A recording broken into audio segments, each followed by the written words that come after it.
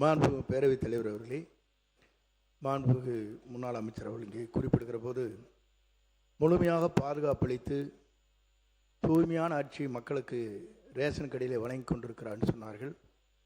Ration கடையிலே வாங்குகிற அத்தனை பேரும் ஆற்றுக்கும் கோழிக்கும் தான் அதை தீவனமாக பயன்படுத்தி கொண்டிருக்கிறார் என்பதுதான் நாடறிந்த உண்மை. ஆகவே நீங்கள்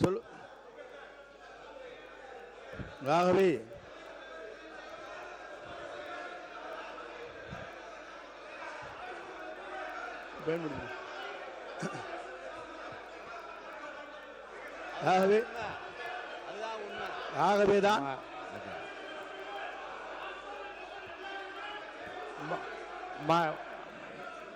மாண்புமிகு உறுப்பினர்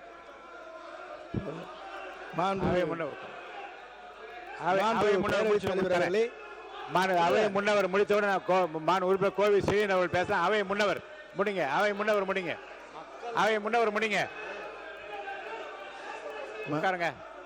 அவை முன்னவர் அவை முன்னவர் அவை முன்னவர் நீங்க முடிச்சிட்டீங்களா? முடிங்க முடிங்க. நீங்க முடிங்க. உங்களுக்கு தரேன், வாய்ப்பு தரேன். அவை முன்னவர் பேசி முடித்து உங்களுக்கு வாய்ப்பு தரேன். நீங்க ரெண்டு பேருமே பேசலாம். உட்காருங்க. அவை முன்னவர் பேசி முடித்தவுடன் ரெண்டு பேர் நீங்க கோவில் சரி நீங்களும் பேசலாம், அவரும் பேசலாம். ரெண்டு பேருக்கும் உட்காருங்க. உட்காருங்க. உட்காருங்க.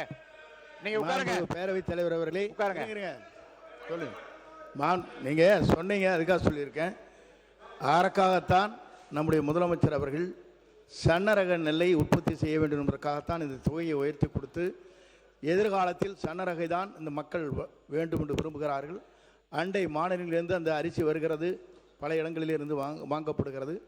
நம்முடைய சன்னரகம் என்பது உற்பத்தி குறைவாக இருக்கிறது என்பதுதான் உண்மை. ஆகவே அதை உற்பத்தி செய்ய வேண்டும் என்ற நோக்கத்தோடு தான் அந்த பணிகளை மேற்கொண்டார்கள். மாண்பு உறுப்பினர்கள் சொல்லுகிற போது இல்லை அதை மாற்றி ஒரே சொல்லிடுறேன். இல்லை சொல்லிடுறேன். மாண்பு பேரவைத் தலைவர் அவர்களே, நான் சொன்னதில் உங்களுக்கு அதில் இருக்கும். அதை சில பேர் பயன்படுத்துவதில்லை என்பதுதான் உண்மை. ஏனென்று சொன்னால் எம்ஆர்கே பன்னீர்செல்வம் அவர்கள் எம்ஆர்கே பன்னீர்செல்வம் நீங்க பேசுங்க. எம்ஆர்கே பன்னீர்செல்வம் அவர்கள் மட்டும் பேசலாம். உங்களுக்கு துணையாக பின்னாடி யாரும் பேச அனுமதிக்கும். திரும்பி பாருங்க, கொஞ்சம் திரும்பி பாருங்க. நீங்க மட்டும் பேசுங்க. பேரவைத் தலைவர்களே, இங்கே முன்னாள் அமைச்சர் நேரு கூட இந்த ரேஷன் அரிசி தான் சாப்பிட்றேன். ஏன்னா சுகர் கம்மியாகும்ட்டு, அதை சுகரை கம்மியாகும்னு சொல்லி அது அது மோட்டா அரிசி சாப்பிட்றாரு.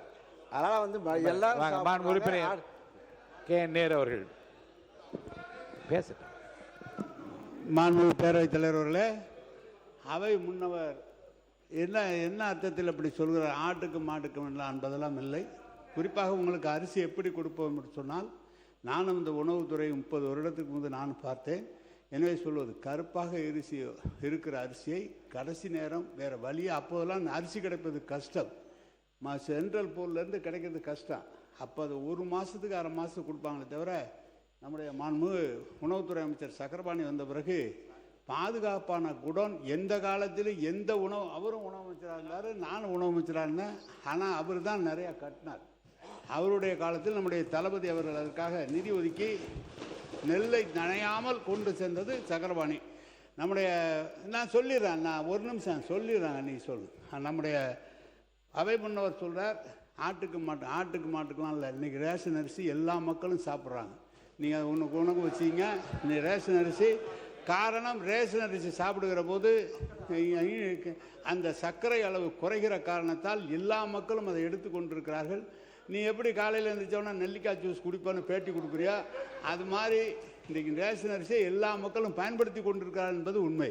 உறுப்பினர் அவை முன்னவர் மாண்பு பேரவைத் தலைவர் அவர்களே, சக்கரை நோயை தடுப்பதற்காக இந்த ரேஷன் அரிசி பயன்படுத்து என்று சொன்னால் நீ கஞ்சி வைத்து கொடுப்பதிலே நாங்கள் வாழ்த்துகிறோம்.